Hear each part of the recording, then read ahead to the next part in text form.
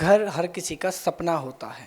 एक घर बनाने के लिए एक मज़दूर भी मेहनत करता है और एक रईस आदमी भी मेहनत करता है। जब कभी हम किसी घर के लिए कोई ज़मीन खरीदते हैं और उस पर निर्माण शुरू कराने की कोशिश करते हैं तो हमें ज़रूरत होती है एक अच्छी खासी रकम की, और वो रकम होती है हमारी हमेशा की इकट्ठी की हुई जमा पूंजी।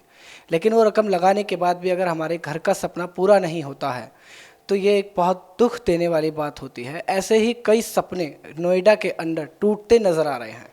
जो बड़े बड़े बिल्डर्स हैं, जो घर बना रहे हैं, जो अपार्टमेंट बनाते हैं, जो मल्टी स्टोरी बिल्डिंग्स बनाते हैं, वो आजकल पब्लिक से पैसा तो लेते हैं लेकिन उनको घर नहीं देते हैं। ऐसे ही कई मामले सामने आ रहे हैं। हमारे साथ यहाँ पे अन्नू जी हैं, अन्नू खान, जो इस तरह के तमाम मामलों पे नज़र बनाए हुए हैं और अभी हाल ही में उन्होंने एक प्रोटेस्ट किया है उन बिल्डर्स के ख़िलाफ़ जिन बिल्डर्स ने गरीब जनता का पैसा तो लिया है लेकिन उनको अभी तक फ्लैट नहीं दिए गए हैं। यहाँ तक कि उनकी जो ज़मीनें हैं उनके आवंटन तक भी रद्द किए जा चुके हैं। तो उसी मामले पर ज़्यादा जानकारी यहाँ लेंगे अन्नू जी से। अन्नू जी जो हमारे साथ हैं और इस तरह के उनकी एक अपनी एक एसोसिएशन है जिसके ज़रिए वो ये सब काम कर रहे हैं। अन्नू जी, आपका बहुत बहुत शुक्रिया हमें वक्त देने के लिए। मैं चाहूँगा आप अपनी एसोसिएशन का पूरा नाम बताएँ और आगे हमें ये बताएँ कि किस तरह के ये जो मामले नोएडा में उठ रहे हैं, जैसा कि अभी आपने प्रोटेस्ट किया है, तो उसकी एक थोड़ा विस्तार जानकारी दीजिए और हमें बताइए कि आगे आप क्या करना चाहते हैं। देखिए, हमारी एसोसिएशन का नाम निफोमा है, Noida state flat owners association है। और हमने ये एसोसिएशन एक्चुअली 2011 में बनाई थी और यह नहीं सोचा था कि हम ये एसोसिएशन बिल्डर के लड़ने के लिए बना रहे हैं। एक्चुअली यहाँ पर इलीगल तरीके से भूमि अधिग्रहण को दिया था मायावती ने बिल्डर को। और बिल्डर जब किसान चले गए थे कोर्ट में तो वो ज़रूरत पड़ी थी हमें हाई कोर्ट में जाने के लिए कि हम भाई किसान वहाँ पर अपनी ज़मीन मांग रहा था और बिल्डर को ये नहीं बताया गया। बिल्डर जब कोर्ट गया था, कोर्ट ने उनकी बात नहीं सुनी थी। तो हमने बायर की पक्ष रखने के लिए हम इलाहाबाद हाई कोर्ट गए थे। तो वहाँ हमने ये जाके बताया था कि यहाँ पे लाखों फ्लैट बायर्स हैं और उनका पक्ष रखते हुए आप कोई फैसला दें। तो ये बहुत लंबी लड़ाई, लंबा संघर्ष लड़ने के बाद हम आज स्थिति ये है कि हमने ये नहीं सोचा था कि बिल्डर जितने भी हैं और वो इस कदर से चीटिंग करने लगेंगे। जो पुराने ओल्ड बायर हैं उनके साथ भी उन्होंने ज़बरदस्त धोखाधड़ी करी है। जो 2010-11 में जो उनके साथ खड़े थे, जिन लोगों ने जब पूरा ये नहीं पता था कि ये घर बिल्डर जो दे पाएंगे या नहीं दे पाएंगे, उस समय बिल्डरों ने पूरा उनको बताया कि भाई हम आपके साथ में हैं, हम आप पैसा ना लें। क्योंकि जब हम ये उनसे डिमांड करते कि आप हमें पैसा दो, क्योंकि आप अब यही नहीं लगता था कि नोएडा एक्सटेंशन बसेगा या उजड़ेगा। तो ये बहुत बड़ी समस्या थी। उस समय हम लोगों ने कोई भी उनसे पैसा नहीं लिया और उनसे आशा ये करी थी कि वो हमें तय समय पे घर देंगे और उसी दामों में घर देंगे। जबकि सब कुछ ठीक होने के बाद बिल्डरों का असली जो चेहरा था वो 2012-13 में नज़र आया, जब मास्टर प्लान अप्रूवल होने के बाद लगातार जितने जैसे चीटर जो बिल्डर थे ज़्यादातर, उन्होंने धड़ाधड़ कैंसिलेशन स्टार्ट करा। और कैंसिलेशन करने का कारण ही ये था कि जो पुराने ओल्ड बायर हैं जिनको 1700-1800 रुपये में घर बेचा गया है, उनसे एक्स्ट्रा कमाई करी जाए, उनसे एक्स्ट्रा चार्जेस लिए जाएं। क्योंकि फ्लैट भी अगर जिसका कैंसिल कर दिया है तो उससे रिस्टोर चार्ज के लिए 400-400, 500-500 रुपये एक्स्ट्रा चार्जेस लिए गए, बिल्डरों ने लिए। तो ये बहुत बड़ा यानी गिरोह से की तरह काम करते हैं। अथॉरिटी के पास जाते हैं, अथॉरिटी कोई संज्ञान नहीं लेती है। जितने भी बड़े बड़े लीडर हैं उनके पास जाते हैं, वो कोई संज्ञान नहीं लेते हैं। तो ये कहेंगे कि ये बहुत बड़ा गिरोह है जो आपस में मिलके काम करता है और ना ही अथॉरिटी कोई सुनती है, ना ही जितने बड़े बड़े पॉलिटिशियन हैं वो सुनते हैं। अच्छा, तो बायर इस हालत में बहुत यानी अपने आप को कमज़ोर महसूस करता है। हालांकि कोर्ट ने बहुत कई निर्णय दिए हैं बायर के फेवर में। एक कोर्ट ही सहारा बचती है और कुछ हद तक आप लोग मीडिया वाले हैं जो बायर का साथ देते हैं। बाकी मुझे नहीं लगता है कि किसी ने साथ दिया है। अथॉरिटी के बार भी नहीं सुनती है, ना गवर्नमेंट सुनती है। अच्छा अनु जी, ये जानना चाहेंगे कि आपके मुताबिक ऐसे कितने उपभोक्ता हैं जिनके साथ ये फर्जीवाड़ा किया गया है? कुल मिलाकर ये कितनी बड़ी रकम का खेल हो सकता है? देखिए, ये यहाँ सबसे बड़ा ये देखने का है कि यहाँ पे जितने भी फ्लैट बायर हैं वो ज़्यादातर प्राइवेट सेक्टर्स में नौकरी करने वाले हैं। और जो बिल्डर जो फ़ायदा उठाते हैं वो इसी बात का उठाते हैं कि बायर जो है वो कानूनी लड़ाई लड़ेगा या अपनी नौकरी करेगा, वो आ ही नहीं पाता है लड़ाई लड़ने के लिए। तो इस बात का फ़ायदा उठाते हैं और इतना बड़ा यानी घोटाला है। अगर आप ये कहेंगे कि बिल्डर है, अगर वो फार्मर कंपनसेशन चार्जेस, अभी उन्होंने एक एक्स्ट्रा चार्ज ये निकाल दिया है कि फार्मर कंपनसेशन चार्ज लेंगे, कई बिल्डर एस्केलेशन चार्ज भी ले रहे हैं। अगर वो 50 रुपये पर स्क्वायर फिट भी लेते हैं तो हज़ारों करोड़ रुपए वो इकट्ठा कर लेते हैं इस तरीके से। तो काफ़ी बड़ा तरह से घोटाला होता है और बिल्डरों पर लगाम लगाना बहुत ज़रूरी है। और अभी सुप्रीम कोर्ट ने आदेश एक दिया है जिसके मुताबिक हम लोग ग्रुप बना के सुप्रीम कोर्ट में डायरेक्ट वहाँ पे NCDRC में डायरेक्ट हम लोग वहाँ जाते हैं। तो वहाँ हम लोग अब एडवोकेट से बात चल रही है, तो वहाँ ज़रूर जाएंगे। अच्छा, जो सरकार है उस तक ये बात क्यों नहीं पहुंचती? और फिर ये जो ग्रुप हैं, जो कई बड़ी बड़ी सुपरटेक है, आम्रपाली है और ऐसे जो मतलब एक बड़े नाम हैं जिन पर पूरा भरोसा करके जो उपभोक्ता होते हैं वो अपनी पूरी रकम जो होती है उसे दांव पे लगा देते हैं, तो क्या ये सच है कि इस श्रेणी में, इस कैटेगरी में, इस फर्जीवाड़े की जो पूरी एक चेन चल रही है इसमें उन लोगों का नाम भी शामिल है? नहीं, बिल्कुल सही बात है, ऐसा नहीं है। देखो बड़े बड़े IAS हैं, अधिकारी हैं, सबके ये बिल्डर तो उनको भी ठग लेते हैं। अभी एक आम्रपाली ने आवास योजना निकाली थी, आदर्श आवास योजना, तो उसमें सिर्फ सरकारी अधिकारियों के लिए ही वो योजना थी। और अभी पता चल रहा है कि उसमें जितने भी 200-400 बायर ने बुक करा हुआ था वो सभी फंसे हुए हैं, ना वो योजना बन रही है और ना ही वहाँ पे खड्डा करा गया है और कुछ काम वहाँ पर हो ही नहीं रहा है। तो इसमें अब आप ये देखोगे कि जितने बड़े बड़े मंत्री हैं, नेता हैं, आप ये समझो कि पिछली बार जितने भी एसोसिएशन थी उन्होंने गृह मंत्री से तक अपनी दरख्वास्त लगाई जाके। और आप ये देखो कि प्रधानमंत्री साहब खुद यहाँ गाज़ियाबाद आए थे, उन्होंने खुद बोला था यहाँ पर आके कि यहाँ ये प्रॉब्लम है और ये पता चलता था है कि प्राधिकरण में गड़बड़ होता है। तो जब आप ये सोचो कि आप प्रधानमंत्री, गृह मंत्री से बड़ा कोई इस देश में हो नहीं सकता, तो जब उनको सारी बातें पता हैं और कार्रवाई नहीं होती है। और रेरा बिल, आप ये सोचो कि real estate regulatory bill, RERA को केंद्र सरकार ने 1 साल पहले बना दिया।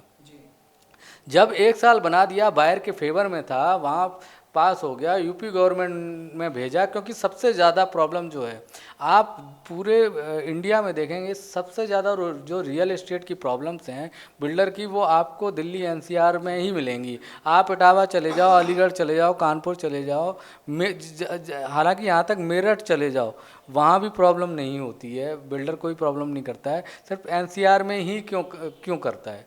तो ये बहुत बड़ी समस्या है, इसमें सरकार को ध्यान देना पड़ेगा। और रियल एस्टेट बिल जैसे मैंने अभी बात करी, तो यूपी सरकार ने जानबूझकर इसको लागू नहीं करा इसमें, क्योंकि वो इसको फ़ायदा देना चाहते हैं बिल्डरों को। और जो लागू भी कर रहे हैं, उन्होंने अभी हाल में नोटिफाई किया था 2-3 महीने पहले, जो नोटिफाई किया है वो भी बिल्डर के फेवर में। तो हम लोगों ने उनको चिट्ठी भी लिखी मुख्यमंत्री साहब को कि अगर आप नोटिफाई कर रहे हैं उसको और वो बिल्डर के फेवर में है, तो ऐसे रेरा बिल को हम करेंगे क्या, जब वो बायर के लिए फ़ायदेमंद ही नहीं है। जिसकी लड़ाई लोगों ने कलकत्ता से लेके आसाम, कलकत्ता के बायर यहाँ दिल्ली आए और उन्होंने रेरा बिल पे मेहनत करी और यहाँ पे रहे वो लोग, तो उनका क्या फ़ायदा हुआ कि उन्होंने रियल एस्टेट रेगुलेटरी के लिए इतनी मेहनत करी, बार बार मीटिंग करी और उसका रिजल्ट बिल्कुल जीरो हुआ। तो एक चीज़ साथ में जानना चाहेंगे कि कुछ ऐसे नाम जो आप बता सके कि आपकी कार्रवाई के घेरे में कौन कौन से प्रोजेक्ट अभी हैं और वो किन बिल्डर्स के हैं, आगे जो बाकी लोग हमसे जुड़ते हैं वो भी जान सकें कि ताकि वो एक अवेयर हो जाए, एक जागरूकता आए लोगों में। तो इसमें कौन कौन से प्रोजेक्ट हैं जो इस आपके कार्रवाई के घेरे में, जो शक के घेरे में है, वो बिल्डर्स के कुछ नाम आप बता सकते हैं? देखिए, बहुत सारे धीरे धीरे आपको भी पता चल रहा है कि बिल्डर कितने यहाँ पर हैं। मुख्यतः तौर पे तो देखिए आम्रपाली है और सुपरटेक है, अर्थ हैं और वैल्यू इंफ्रा तो अभी पता ही चला है आपको कि भाग गए हैं, और शुभकामना सिटी है। ये कुछ ऐसे बिल्डर हैं जो जिन पर विश्वास नहीं करा जा सकता है कि वो पता तो है कि हाँ प्रोजेक्ट इन्होंने नाम ले लिया, पता चला दूसरे का प्रोजेक्ट ले लिया, अपना ब्रांडिंग कर रहे हैं उस पर, और फिर एंड में पता चलता है कि वो प्रोजेक्ट ही बन ही नहीं रहा है। तो ऐसे बिल्डरों का कुछ नहीं कर सकते हैं। और बायर के लिए ये संदेश है कि बायर जब भी घर ले तो सबसे पहले बिल्डर की छवि ज़रूर देखे, और दूसरी चीज़ अथॉरिटी में जाके पता करे, अथॉरिटी नहीं बता रही है तो उस प्रोजेक्ट के बारे में जानकारी हासिल करे और लेआउट प्लान देखे, उसका रजिस्ट्री देखे, नक्शा देखे बिल्डर का कि ये अप्रूव है कि नहीं है, जगह इसके नाम है कि नहीं है। ज़्यादातर बिल्डर क्या करते हैं, जो ये चैन चली, आपने देखा होगा कि 2010 के बाद कम से कम 10-20 ऐसे बिल्डर हैं जो प्रोजेक्ट के नाम पे पैसा लिए बायर से और वो भाग गए।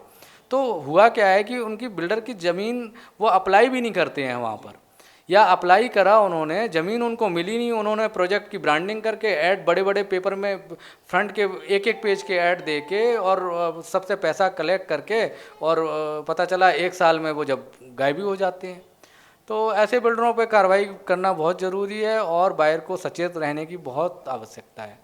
अच्छा, हम ये मान सकते हैं, देखिए जो भूखंड होता है उसे आवंटित करने का जो पूरा अधिकार प्राप्त है वो प्राधिकरण को होता है। तो ये जो ज़मीनें अलॉट की जाती हैं, जो कब्जे दिए जाते हैं, या फिर चाहे वो कंस्ट्रक्शन के बाद हो या कंस्ट्रक्शन के पहले हो, तो आप हम कहीं ना कहीं समझ सकते हैं कि प्राधिकरण की भी इसमें मिलीभगत है बिल्डर्स के साथ। बिल्कुल, देखिए प्राधिकरण पूरी तरह से जिम्मेदार है, गार्जियंस है एक्चुअली वो।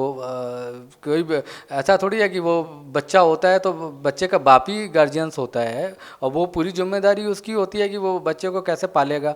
ज़मीन उसकी है, ज़मीन बिल्डर को वो दे रहा है, और बायर उसके बच्चे हैं, तो वो कौन पालेगा, उसको कौन देखेगा। जबकि हम अथॉरिटी जाते हैं तो वो अथॉरिटी अपना पल्ला झाड़ती है कि आपने ज़मीन हमसे तो ली नहीं है। तो आप प्राधिकरण के अफसर हैं, उनकी भी एक मिलीभगत है। बिल्कुल बिल्कुल, बिना उसके हो ही नहीं सकता कि अगर आप प्राधिकरण चाहे तो बिल्डर तो वहीं बैठा रहेगा, लेकिन प्राधिकरण कई बार ऐसा देखने में आता है, अधिकारी ये तक कहते हैं कि बिल्डर को हम बुला रहे हैं, फ़ोन कर रहे हैं मीटिंग के लिए, बिल्डर नहीं आ रहा है। तो अभी हाल ही में हमारे एक प्रोजेक्ट है जिसको कुछ हमने ग्रुप बनवाया है उनका, तो शुभकामना सिटी के नाम से, तो उनका प्राधिकरण में बात करी उन्होंने सीओ साहब से, तो उन्होंने कहा कि हम बिल्डर को बुला रहे हैं तो बिल्डर नहीं आ रहा है। तो भाई आप पूरे ग्रेटर नोएडा के प्राधिकरण के सीईओ हैं, आपकी बात जब बिल्डर नहीं सुन रहा है तो आप खुद ये देखो कि वो बायर को कितना तवज्जो देता होगा। ऐसे बिल्डरों के खिलाफ आपको तुरंत एफआईआर करनी चाहिए, क्योंकि उसकी जब वो पता है कि बिल्डर भागने वाला है, प्रोजेक्ट पे काम नहीं कर रहा है, वो 3 साल हो गए हैं, बाहर के पैसा लेके 95% बैठा हुआ है, और आप ये बात कह रहे हैं कि वो भैया मेरी बात नहीं सुन रहा है। तो ऐसे बिल्डर का क्या कर सकते हैं, वो तो कभी भी भाग जाएगा। तो ये तो प्राधिकरण की जिम्मेदारी है ना कि आप उससे ज़मीन वापस लें या उसके खिलाफ कार्रवाई करें, आप उसके खिलाफ एफआईआर दर्ज करवाएं। तो अभी आप किस तरह की कार्रवाई करने वाले हैं इन लोगों के खिलाफ? हम लोगों ने ये डिसाइड किया है, एडवोकेट से बात हुई है, जैसा कि नेशनल कंज्यूमर फोरम का अभी आदेश आया सुप्रीम कोर्ट के तहत, तो हमने बात करी है कि जितने भी बायर हमारे अलग अलग प्रोजेक्ट के सैकड़ों प्रोजेक्ट हैं, उनके हमने ग्रुप बनवा रहा हूँ, और जहाँ जहाँ प्रॉब्लम है उनके ग्रुप में हम अपने एडवोकेट से नेशनल कंज्यूमर कोर्ट में केस डलवाएंगे जहाँ जहाँ प्रॉब्लम है। तो बहुत सारे ऐसे प्रोजेक्ट हैं जहाँ पर अभी काम ही स्टार्ट नहीं हुआ है। कल संडे में ही हमने एक प्रोजेक्ट है उस पर प्रोटेस्ट किया था, तो वहाँ हमने देखा जाके, हम भी हैरान थे कि बायर से सारा पैसा लेके, और उन्होंने अभी वहाँ साइट पर कंस्ट्रक्शन स्टार्ट तक नहीं किया, गड्ढे तक नहीं खोदे हैं वहाँ पर। तो 4 साल बायर को हो गया है, तो कब, अगर वो बनाना स्टार्ट अभी भी नहीं कर रहे हैं तो उम्मीद ही नहीं है कि बायर को देंगे, कब कैसे दे देंगे वो। और ना ही लेट पेनल्टी देते हैं, और बस चुपचाप बैठ जाते हैं जाके, अपने पैसा तो आ ही रखा है, दूसरे प्रोजेक्ट में इन्वेस्ट किया हुआ है पैसा। अनुज जी, एक आखिरी सवाल ये जानना चाहूँगा, जो स्टेट गवर्नमेंट होती है वो सभी आईएएस और जो इतने भी अधिकारी होते हैं उनको ऑर्डर करती है इस तरह के मामलों में संतुष्टि वाली कार्रवाई करने के लिए। तो अभी आप, जाहिर है कि आप जैसा बता रहे हैं कि गृह मंत्री साहब से भी इस बारे में आप मिल चुके हैं, तो कहीं ना कहीं प्रदेश सरकार के भी किसी बड़े उत्तराधिकारी से आपकी ज़रूर बात हुई होगी, तो अभी तक उधर से कोई ऐसा कोई जवाब मिला नहीं है आपको? बिल्कुल बात होती है, और बाकायदा आप अगर मुख्यमंत्री साहब का कभी ऑफिस में का दिखवाएंगे कि कितने लेटर जाते हैं उनके पास महीने में कम से कम 5,000 लेटर जाते हैं बाहर की तरफ से, लेकिन कोई कार्रवाई नहीं होती है। और प्रशासन की आप बात करते हैं तो अभी 3 दिन पहले की आप देखेंगे, हमसे क्लिप ले लेंगे कि पुलिस भी किस तरीके से कार्रवाई करती है। बायर पहले से ऑलरेडी परेशान है, 7 साल से उसको घर नहीं मिल रहा है। अगर बायर अपने हितों की रक्षा करने के लिए सड़क पर आ जाता है तो पुलिस उसको लाठी डंडों से मारती है। ये यूपी गवर्नमेंट है, यूपी गवर्नमेंट की सरकार है कि जो जितने बायर परेशान हैं उनको लाठी डंडों से मारा जाए। तो ये क्या उम्मीद हम कर सकते हैं गवर्नमेंट से कि वो हमारे लिए क्या करेंगे। तो ये हमारे साथ थे अन्नू खान जी, जिन्होंने एक ऐसे गोरख धंधे के बारे में बताया है जो गोरख धंधा सरकार की नाक के नीचे चल रहा है, प्राधिकरण की नाक के नीचे चल रहा है। कैमरा पर्सन रैन प्रताप के साथ मैं लव कुमार, नेशनल दस्तक, नोएडा।